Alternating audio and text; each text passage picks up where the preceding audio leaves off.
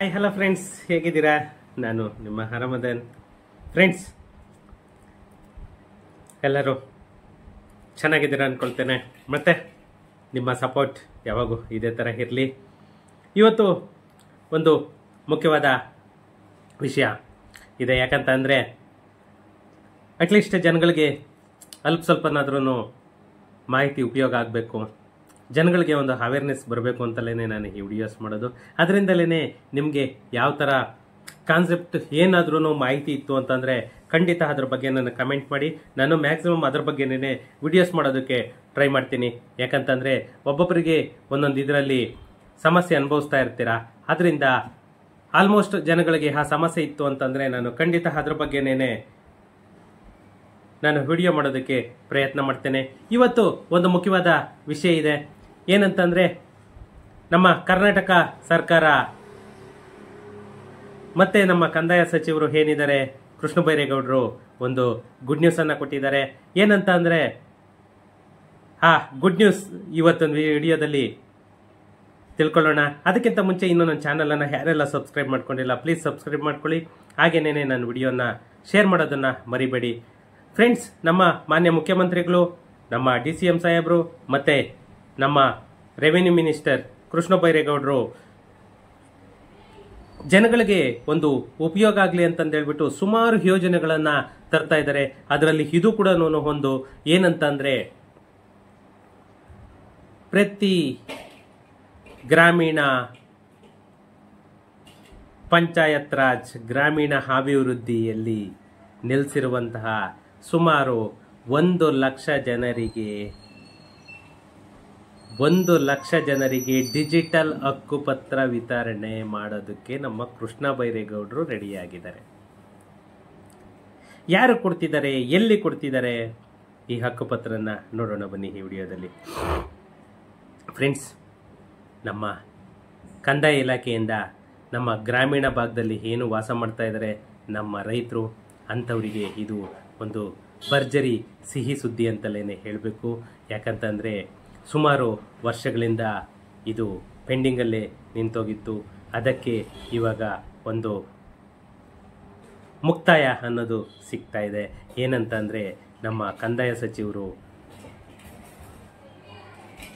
ಯಾರ್ಯಾರು 94D ಏನೇನು application ಹಾಕ್ಕೊಂಡಿದ್ರು ಅವರಿಗೆ ಹಕ್ಕುಪತ್ರವನ್ನು ಕೊಡೋದಕ್ಕೆ, ವಿತರಣೆ ಮಾಡೋದಕ್ಕೆ ನಮ್ಮ ಕರ್ನಾಟಕ ಸರ್ಕಾರ ಮುಂದಾಗಿದೆ. ಅದರಲ್ಲಿ 1 ಲಕ್ಷ ಜನರಿಗೆ ನಮ್ಮ ಕರ್ನಾಟಕ ಸರ್ಕಾರ ಕಂದಾಯ ಇಲಾಖೆಯಿಂದ ಗ್ರಾಮೀಣ ಭಾಗದ ನಿವಾಸಿಗಳು ಭೂಮಿಯ ಮಾಲೀಕತ್ವವನ್ನು ಖಾತರಿಪಡಿಸುವಂತಹ ಐತಿಹಾಸಿಕ ಕಾರ್ಯಕ್ರಮವನ್ನು ಜಾರಿಗೆ ತರಬೇಕು ಅಂತ ಹೇಳಿಬಿಟ್ಟು ನಮ್ಮ ಮಾನ್ಯ ಕೃಷ್ಣ ಬೈರೇಗೌಡರು ಈ ಕಾನ್ಸೆಪ್ಟನ್ನು ತಗೊಂಡಿದ್ದಾರೆ.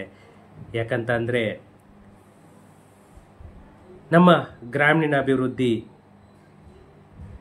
ಎಷ್ಟು ಡೆವಲಪ್ ಆಗುತ್ತೆ ಅದೇ ಥರ ನಮ್ಮ ರಾಜ್ಯನೂ ಡೆವಲಪ್ ಆಗುತ್ತೆ. ಆ ಗ್ರಾಮಗಳನ್ನೆಲ್ಲನೂ ಕಂದಾಯ ಗ್ರಾಮಗಳಾಗಿ ಪರಿವರ್ತನೆ ಮಾಡಬೇಕು ಅಂತ ಹೇಳಿಬಿಟ್ಟು, ಯಾವುವು ಅಂತಂದರೆ ಹಾಡಿ, ಹಟ್ಟಿ, ತಾಂಡ, ಇವರಿಗೆ ಇದು ಉಪಯೋಗ ಆಗೋಂಥದ್ದು. ಯಾರ್ಯಾರು 94D ಯೋಜನೆಯಲ್ಲಿ ಅಪ್ಲಿಕೇಶನನ್ನು ಹಾಕ್ಕೊಂಡಿದ್ರು ಅವರು ಎಲ್ಲರಿಗೂ ಇದೇ ಮೇ 20ನೇ ತಾರೀಕು 2025ನೇ ಇಸ್ವಿ, ಮೇ 20ನೇ ತಾರೀಕು 2025ನೇ ಇಸ್ವಿಯಲ್ಲೇನೆ ಎಲ್ಲರಿಗೂ ಹಕ್ಕುಪತ್ರನ ಇಶ್ಯೂ ಮಾಡಬೇಕು ಅಂತ ಹೇಳಿಬಿಟ್ಟು ಯೋಜನೆಯನ್ನು ರೂಪಿಸ್ಕೊಂಡಿದ್ದಾರೆ. ನಿಜವಾಗೂ ಒಂದು ಖುಷಿ ವಿಷಯ ಅಂತಲೇ ಹೇಳಬೇಕು.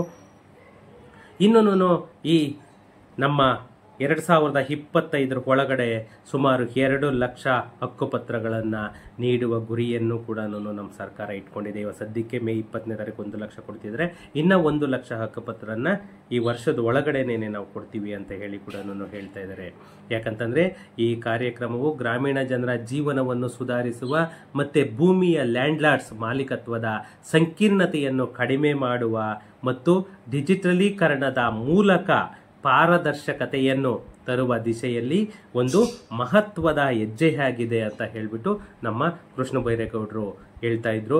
ಯಾಕಂತಂದರೆ ಈ ಏನು 2 ಲಕ್ಷ ಹಕ್ಕುಪತ್ರಗಳನ್ನ ಕೊಡೋ ಗುರಿಯನ್ನು ಇಟ್ಕೊಂಡಿದ್ದಾರೆ, ಅದಕ್ಕೆ ಒಂದು ವಿದಾಯ ಕೂಡ ಹೇಳೋದಕ್ಕೆ ಈ ವರ್ಷದಲ್ಲೇನೆ ನಾವು ಎಲ್ಲ ರೆಡಿ ಮಾಡ್ಕೊಂಡಿದ್ದೀವಿ ಅಂತ ಕೂಡ ಹೇಳ್ತಾ ಇದ್ರು. ಯಾಕಂತಂದರೆ ಈ ಕಂದಾಯ ಗ್ರಾಮಗಳಾಗಿ ಪರಿವರ್ತನೆಗೊಂಡಿರುವ ಹಾಡಿ, ಹಟ್ಟಿ, ತಾಂಡ ನಿವಾಸಿಗಳು ಏನಿದ್ದಾರೆ ಅವರಿಗೆ 94D ಪ್ರಕಾರ ಯಾರ್ಯಾರು ಅಪ್ಲಿಕೇಶನ್ ಹಾಕಿದ್ರು ಅವರಿಗೆ 1 ಲಕ್ಷ ಹಕ್ಕುಪತ್ರಗಳನ್ನ ವಿತರಣೆ ಮಾಡ್ತಾ ಇದ್ದಾರೆ. ಇನ್ನು 1 ಲಕ್ಷನ ವರ್ಷದ ಕೊನೆ ಒಳಗಡೆ ಅದನ್ನು ಇದು ಮಾಡ್ತಾ ಇದ್ದಾರೆ. ಅಂದರೆ ಈ ಲ್ಯಾಂಡ್ ರಿಲೇಟೆಡ್ ಆಕ್ಟ್ ಏನಿದೆ 94D, ಆ ಕಾಯ್ದೆ ಏನು ಅದ್ರ ಬಗ್ಗೆ ಸ್ವಲ್ಪ ನೋಡೋಣ ಬನ್ನಿ. ಯಾಕಂತಂದರೆ ಈ 94D, 94C, 94CC ಈ ಥರ ಎಲ್ಲನೂ ಡಿಫ್ರೆಂಟ್ ಸೆಕ್ಷನ್ಸ್ ಇದೆ, ಡಿಫ್ರೆಂಟ್ ಆಕ್ಟ್ಸ್ ಇದೆ. ಅದು ಈ 94Dನಲ್ಲಿ ಯಾಕೆ ಇದು ಮಾಡ್ತಾ ಇದ್ದಾರೆ ಅದನ್ನು ನೋಡೋಣ ಬನ್ನಿ. ಯಾಕಂದರೆ ಈ 94D ಯೋಜನೆ ಏನಿದೆ ಇದು ಕರ್ನಾಟಕದ ಕಂದಾಯ ಇಲಾಖೆಯ ಒಂದು ಪ್ರಮುಖ ಕಾನೂನಿನ ಚೌಕಟ್ಟಾಗಿದೆ. ಯಾವುದು 94D? ಇದು ಭೂಮಿಯ ಮಾಲೀಕತ್ವವನ್ನು ಕಾನೂನುಬದ್ಧವಾಗಿ ದೃಢೀಕರಿಸಲು ಸಹಾಯ ಮಾಡುತ್ತದೆ. ಈ ಯೋಜನೆಯಡಿ ಭೂಮಿಯ ಮಾಲೀಕತ್ವವನ್ನು ಸ್ಪಷ್ಟವಾಗಿ ದಾಖಲಿಸುತ್ತದೆ. 94D ಆಕ್ಟಲ್ಲಿ ಏನು ಮಂಜೂರು ಮಾಡ್ತಾರೆ ಅದು ನಿಮಗೆ ಪಕ್ಕಾ ಲ್ಯಾಂಡ್ ಆಗಿ ನಿಮಗೆ ಒಂದು ಮಾರ್ಪಾಡನ್ನು ಆಗುತ್ತೆ. ಇದರಿಂದ ಯಾವುದೇ ಭೂ ವಿವಾದ ಆಗಲ್ಲ, ಕಾನೂನು ತೊಡಕಾಗಲ್ಲ, ಮತ್ತು ವಂಚನೆ ಸಾಧ್ಯತೆ ಕೂಡ ಕಡಿಮೆ ಆಗುತ್ತೆ. ಯಾಕಂತಂದರೆ ಇದು ಗೌರ್ನಮೆಂಟಿಂದಲೇ ಆ್ಯಸ್ ಪರ್ 94D ಆಕ್ಟ್ ಪ್ರಕಾರನೇ ನಿಮಗೆ ಮಂಜೂರು ಮಾಡೋದ್ರಿಂದ ಅದು ಯಾವುದೇ ಥರ ತೊಂದರೆ ತೊಡಕು ಏನೂ ಆಗಲ್ಲ. ಈ ಯೋಜನೆ ಮೂಲ ಉದ್ದೇಶವೇ ಗ್ರಾಮೀಣ ನಿವಾಸಿಗಳಿಗೆ ತಮ್ಮ ಭೂಮಿಯ ಮೇಲಿನ ಹಕ್ಕನ್ನು ಕಾನೂನುಬದ್ಧವಾಗಿ ಒದಗಿಸುವುದು. ಯಾಕಂದರೆ ಎಷ್ಟೋ ಜನ ಸುಮ್ಮನೆ ಉತ್ಕೊಂಡು ಅದನ್ನು ಉಳುಮೆ ಮಾಡಿಕೊಂಡು ಆ ಜಮೀನನ್ನು ಇರ್ತಾರೆ, ಬಟ್ ಅವರಿಗೆ ಯಾವುದೇ ಥರ ರೆಕಾರ್ಡ್ಸ್ ಇರಲ್ಲ. ಅಂಥವ್ರಿಗೇನೆ ಇದು ಯೂಸ್ ಆಗಂಥದ್ದು.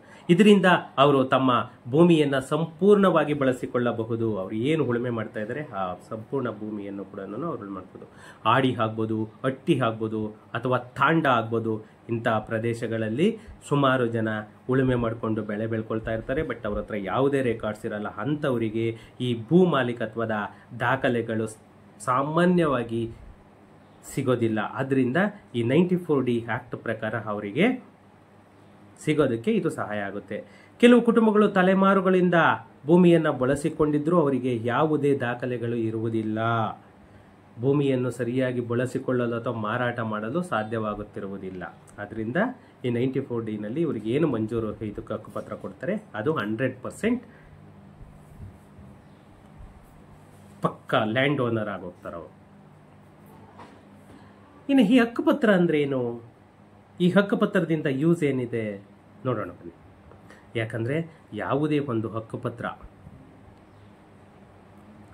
ಈ ನಾವು ಏನು RTC, RRT ಇವೆಲ್ಲ ಏನು ಹೇಳ್ತೀವಿ, ರೆಕಾರ್ಡ್ಸ್ ಆಫ್ ರೈಟ್ಸ್ ಆಗ್ಬೋದು, ಟೆನೆನ್ಸಿ ಆಕ್ಟ್ ಆಗ್ಬೋದು, ಕ್ರ್ಯಾಪ್ಸ್ ಆಗ್ಬೋದು, ಇದೆಲ್ಲ ಕೂಡ ನಿಮಗೆ ಬರೋದೇನೆ RTCಯಲ್ಲಿ.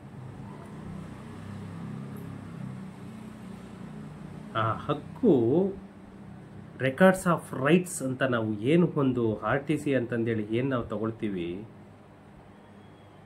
ಆ ರೆಕಾರ್ಡ್ಸ್ ಆಫ್ ರೈಟಲ್ಲಿ ಟೋಟಲಿ ಎಲ್ಲ ಬಂದಿರುತ್ತೆ ನೋಡಿ ನಿಮಗೆ. ಅದೇ ರೀತಿ ನಿಮಗೆ ಹಕ್ಕುಪತ್ರದಲ್ಲಿ ಆಜು ಬಾಜು ಮತ್ತು ಓನರ್ ನೇಮು ಮತ್ತು ಯಾವ ಸೆಕ್ಷನ್ ಪ್ರಕಾರ ಬಂತು ಮತ್ತು ಎಷ್ಟು ವರ್ಷ ಪರಬಾರೆ ಮಾಡ್ಬೋದು ಪ್ರತಿಯೊಂದು ಅದರಲ್ಲಿ ಬಂದಿರುತ್ತೆ ನಿಮಗೆ ಹಕ್ಕುಪತ್ರದಲ್ಲಿ. ಈ RTCಯಲ್ಲಿ ಇನ್ನೊಂದು ಏನು ಬರುತ್ತೆ ಅಂತಂದರೆ, ಹಕ್ಕುಪತ್ರದೊಂದು ಕಡೆಗಾದ್ರೆ ಹಕ್ಕುಪತ್ರ ಬಂದಾದಮೇಲೆ ಡಿಜಿಟಲ್ RTC ಬಂದ್ಬಿಡಬೇಕು. ಆ ಡಿಜಿಟಲ್ RTCಯಲ್ಲೇನೆ ಕಾನೂನುಬದ್ಧವಾಗಿ ದೃಢೀಕರಿಸುವ ಒಂದು ಅತಿ ಮುಖ್ಯವಾಗಿ ಹೊಂದಿರಬೇಕಾದ ಮಾಲೀಕತ್ವದ ಪ್ರಮುಖ ದಾಖಲೆ ಇದಾಗಿರುತ್ತೆ. ಕರ್ನಾಟಕದಲ್ಲಿ ಇದನ್ನು ನಾವು ಏನು ಕರಿತೀವಿ, ಪಾಣಿ, ಉತಾರ್, RTC. ಪಾಣಿ ಅಂದರೂ ಅದೇ, RTC ಅಂದರೂ ಅದೇ, ಉತಾರ್ ಅಂದರೂ ಅದೇ. ಇದನ್ನು ನಮ್ಮ ಕಂದಾಯ ಇಲಾಖೆ ಡಿಜಿಟಲೈಸ್ಡ್ ಪಾಣಿಯನ್ನು ಕೊಡೋದಕ್ಕೆ ಮುಂದಾಗಿದೆ. ಮತ್ತು ಅದರ ಜೊತೆಗೆ ಹಕ್ಕುಪತ್ರ ಕೂಡ ಕೊಡೋದಕ್ಕೆ ರೆಡಿಯಾಗಿದೆ.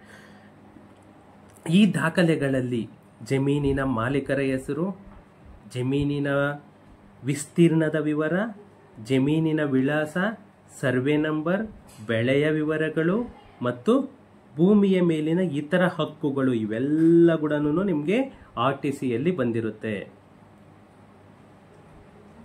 ಇನ್ನು ಈ ಡಿಜಿಟಲ್ ಹಕ್ಕುಪತ್ರದಲ್ಲಿ ಏನೇನು ಮೆನ್ಷನ್ ಆಗಿರುತ್ತೆ, ಪ್ರತಿಯೊಂದು ಕೂಡ ನಿಮಗೆ ಮಾಲೀಕರ ಹೆಸರಾಗ್ಬೋದು, ವಿಸ್ತೀರ್ಣ ಆಗ್ಬೋದು, ಸರ್ವೆ ನಂಬರ್ ಆಗ್ಬೋದು, ಪ್ರತಿಯೊಂದು ಕೂಡ ಇರುತ್ತೆ. ಅದನ್ನು ನಿಮಗೆ ಆನ್ಲೈನಲ್ಲೇ ಕೂಡ ನೀವು ಪಡ್ಕೊಳ್ಬೋದು. ಈ ಕರ್ನಾಟಕ ಕಂದಾಯ ಇಲಾಖೆ ಈ ದಾಖಲೆಗಳನ್ನು ನಿಮಗೆ ಎಲ್ಲಿ ಸಿಗುತ್ತೆ ಅಂತಂದರೆ, ನಿಮಗೆ ಯಾವುದೇ RTC ತಗೊಳ್ಬೇಕಂದ್ರೂ ಕೂಡ ನೀವು ಭೂಮಿ ವೆಬ್ಸೈಟಿಗೆ ಹೋಗೇನೆ ನೀವು RTCಯನ್ನು ತಗೊಳ್ಬೇಕು. ಅಲ್ಲಿ ನಿಮಗೆ ಫುಲ್ MR ಆಗ್ಬೋದು, RTC ಆಗ್ಬೋದು, ನಿಮಗೆ ಭೂಮಿಯಲ್ಲೇನೆ ಸಿಗುತ್ತೆ. ಇನ್ನು ಈ ರೈತರಿಗೆ ಈ ಹಕ್ಕುಪತ್ರದಿಂದ ಆಗೋಂಥ ಪ್ರಯೋಜನ ಏನು? ಯಾಕಂತಂದರೆ ಯಾವುದೇ ಒಂದು ಹಕ್ಕುಪತ್ರ ರೈತರಿಗೆ ಆರ್ಥಿಕವಾಗಿ, ಕಾನೂನಾತ್ಮಕವಾಗಿ ಅಥವಾ ಸಾಮಾಜಿಕವಾಗಿ ಹಲವಾರು ಪ್ರಯೋಜನಗಳನ್ನ ಕೂಡ ಈ ನಮ್ಮ ಹಕ್ಕುಪತ್ರ ಅಥವಾ RTC ಯೂಸ್ ಆಗುತ್ತೆ. ಇದರಿಂದ ಸುಮಾರು ಪ್ರಯೋಜನಗಳಿದೆ. ಏನೇನೆಂದರೆ, ಕಾನೂನುಬದ್ಧವಾಗಿ ಮಾಲೀಕತ್ವದ ಭದ್ರತೆಯ ಹಕ್ಕನ್ನು ಹೊಂದಿರುತ್ತೆ. ರೈತರಿಗೆ ತಮ್ಮ ಭೂಮಿಯ ಮೇಲಿನ ಕಾನೂನುಬದ್ಧ ಹಕ್ಕನ್ನು ದೃಢೀಕರಿಸುತ್ತೆ. ಇದರಿಂದ ಯಾವುದೇ ಭೂ ವಿವಾದ ಆಗ್ಬೋದು, ಒತ್ತುವರಿ ಆಗ್ಬೋದು ಅಥವಾ ದುರ್ಬಳಕೆ ಆಗ್ಬೋದು, ಪ್ರತಿಯೊಂದು ಕೂಡ ತಪ್ಪುತ್ತೆ. ಯಾಕಂದರೆ ಅಲ್ಲಿ ಅವರು ಕಂಪ್ಯೂಟ್ರಲ್ಲೇನೆ ನಿಮ್ಮದು ಪಾಣಿಯಲ್ಲಿ ಏನೇನು ಬರುತ್ತೆ ಅದೆಲ್ಲನೂ ಚೆಕ್ ಮಾಡ್ಕೋಬೋದು. ಅದರಿಂದ ಮತ್ತು ನೀವು ಈ ಡಾಕ್ಯುಮೆಂಟ್ ಇತ್ತು ಅಂದರೆ ಬ್ಯಾಂಕ್ ಸಾಲ ಕೂಡ ತಗೊಳ್ಬೋದು. ಯಾಕಂದರೆ ಬ್ಯಾಂಕ್ಗಳಿಂದ ಸಾಲ, ವ್ಯವಸಾಯಕ್ಕೆ ಸಂಬಂಧಿಸಿದ ಉಪಕರಣಗಳ ಮೇಲೆ ಸಬ್ಸಿಡಿ, ಬೆಳೆ ನಾಶ ಸಾಲ, ಈ ಥರ ಗೌರ್ನಮೆಂಟ್, ಸ್ಟೇಟ್ ಗೌರ್ಮೆಂಟ್ ಆಗ್ಬೋದು, ಸೆಂಟ್ರಲ್ ಗೌರ್ಮೆಂಟ್ ಆಗ್ಬೋದು, ಎರಡೂ ಕಡೆಯಿಂದ ಕೂಡ ಏನೇನು ಬೆನಿಫಿಟ್ ಸಿಗುತ್ತೆ ಎಲ್ಲನೂ ತಗೊಳ್ಬೋದು. ಯಾಕಂತಂದರೆ ಸೆಂಟ್ರಲ್ ಗೌರ್ಮೆಂಟ್ ಒಂದಷ್ಟು ಸಬ್ಸಿಡಿ ಕೊಡುತ್ತೆ, ಸ್ಟೇಟ್ ಗೌರ್ಮೆಂಟ್ ಒಂದಷ್ಟು ಸಬ್ಸಿಡಿ ಕೊಡುತ್ತೆ. ಆ ಸಬ್ಸಿಡಿಗಳನ್ನೆಲ್ಲನೂ ತಗೊಳ್ಬೋದು. ಯಾಕಂತಂದರೆ for example PM Kisan, Samman Nidhi, ಬೆಳೆ ವಿಮೆ, ಈ ಥರ ಸುಮಾರು ಯೋಜನೆಗಳ ಮುಖಾಂತರ ಕೂಡ ನೀವು ಫೆಸಿಲಿಟಿಗಳನ್ನ ತಗೊಳ್ಬೋದು. ಇವೆಲ್ಲ ಕೂಡ ಈ ನಮ್ಮ ಡಿಜಿಟಲೈಸ್ಡ್ ಹಕ್ಕುಪತ್ರ ಅಂತ ಏನು ಹೇಳ್ತೀವಿ, RTC ಅಂತ ಏನು ಹೇಳ್ತೀವಿ, ಅದರಲ್ಲಿ ಎಲ್ಲ ಕೂಡ ನಿಮಗೆ ಉಪಯೋಗ ಇದೆ. ಇನ್ನೊಂದೇನಂತಂದರೆ, ಈ ಭೂಮಿ ವ್ಯವಹಾರದಲ್ಲಿ ಲ್ಯಾಂಡ್ ಡಾಕ್ಯುಮೆಂಟ್ಸ್ ಪಾರದರ್ಶಕತೆ ಅಂತ ಏನು ಹೇಳ್ತೀವಿ, ಪಾರದರ್ಶಕತೆ ಅಂತ ಏನು ಹೇಳ್ತೀವಿ, ಆ ಪಾರದರ್ಶಕತೆ ಅಂತ ಅಂದರೆ ಒಂದು ಕನ್ನಡಿ ಇದ್ದಾಗೆ. ಯಾಕಂದರೆ ಅಲ್ಲಿ ಓನರ್ ನೇಮ್ ಆಗ್ಬೋದು, ಪ್ರತಿಯೊಂದು ಸರ್ವೆ ನಂಬರ್ ಆಗ್ಬೋದು, ಎಕ್ಸ್ಟೆಂಟ್ ಆಗ್ಬೋದು, ಪ್ರತಿಯೊಂದು ಕೂಡ ಅದರಲ್ಲೇ ಇರುತ್ತೆ. ಅದರಿಂದ ಈಸಿಯಾಗಿ ಆ ಓನರ್ಶಿಪ್ಪನ್ನು ನಾವು ಇದು ಮಾಡ್ಕೊಳ್ಳಿಕ್ಕೆ ಕೂಡ ಇದಾಗುತ್ತೆ. ಅಷ್ಟು ಬಿಟ್ಟರೆ ನಿಮಗೆ ಬೇರೆ ಯಾವ ಡಾಕ್ಯುಮೆಂಟಲ್ಲೂ ಕೂಡ ಅದು ನಿಮಗೆ ಇದಾಗಲ್ಲ. ಇನ್ನು ಬೆಳೆ ಏನೇನು ಬೆಳಿತೀವಿ, ಆ ಪ್ರತಿಯೊಂದು ಬೆಳೆ ಅದರಲ್ಲಿ ಎ ಖರಾಬೆಷ್ಟು, ಬಿ ಖರಾಬೆಷ್ಟು, ಪಕ್ಕಾ ಜಾಗ ಎಷ್ಟು, ಪ್ರತಿಯೊಂದು ಕೂಡ ಅದರಲ್ಲಿ ಬಂದಿರುತ್ತೆ.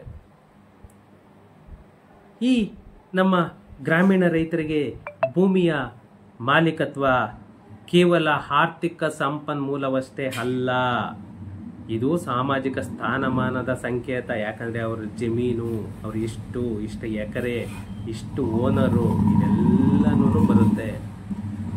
ಈ ರೈತರಿಗೆ ತಮ್ಮ ಭೂಮಿಯ ಮೇಲಿನ ಕಾನೂನಾತ್ಮಕ ಹಕ್ಕನ್ನು ಕೂಡ ಈ ಡಾಕ್ಯುಮೆಂಟಿಂದಲೇ ತಿಳಿಸೋದು. ಯಾಕಂತಂದರೆ ಇದರಿಂದ ಒಂದಲ್ಲ ಎರಡಲ್ಲ ನೂರಾರು ಉಪಯೋಗ ಇದೆ. ಈ ಡಿಜಿಟಲೈಸ್ಡ್ ಹಕ್ಕುಪತ್ರ ಏನು ಕೊಡ್ತಿದ್ದಾರೆ ಅದು ಆನ್ಲೈನಲ್ಲೇನೆ ನಿಮಗೆ ಸಿಗುತ್ತೆ. ರೈತರು ತಮ್ಮ ಭೂಮಿಯ ದಾಖಲೆಗಳನ್ನು ಯಾವುದೇ ಸಮಯದಲ್ಲಿ ಎಲ್ಲಿಂದಲಾದರೂ ಪರಿಶೀಲಿಸಬಹುದು. ಇದೇನೇನೆ RTC. ಯಾಕಂತಂದರೆ ಅವರು ಆ ಹಕ್ಕುಪತ್ರ ಏನು ಕೊಡ್ತಾರೆ ಅದು ಕ್ಲಿಯರ್ ಕಟ್ಟಾಗಿ ಡಿಜಿಟಲೈಸ್ಡ್ ಹಕ್ಕುಪತ್ರ ಅಂತ ಏನು ಹೇಳ್ತಿದ್ದಾರೆ ಅದೇನೇನೆ RTC ಕೊಡ್ತಿರೋದು. ಅವರು ಬೇರೆ ಇನ್ನೇನು ಕೊಡಲ್ಲ. ಆ RTCಯಲ್ಲೇನೆ ಇಷ್ಟೆಲ್ಲನೂ ನಿಮಗೆ. ಯಾಕಂತಂದರೆ ಇದು ಎಲ್ಲೇ ಹೋಗಿ ನೀವು ಭೂಮಿಯಲ್ಲಿ ಹೋಗಿ ನಾಡ ಕಚೇರಿ ಹೋಗಿ ಎಲ್ಲಾದರೂ ಕೂಡ ಇದನ್ನು ತೊಗೊಳ್ಬೋದು, ಚೆಕ್ ಮಾಡಿಸ್ಕೊಳ್ಬೋದು. ಅಥವಾ ನಿಮಗೆ ಯಾವುದೇ ಒಂದು ವಿವಾದಗಳಿದ್ರೂ ಕೂಡ ಅದರಲ್ಲಿ ಕ್ಲಿಯರಾಗಿ ಮೆನ್ಷನ್ ಆಗಿರುತ್ತೆ. ಆ column number 9, column number 11, column number 3 ಅಂತ ಏನು ಹೇಳ್ತೀವಿ, ಒಂದೊಂದು ಕಾಲಮಲ್ಲೂ ಕೂಡ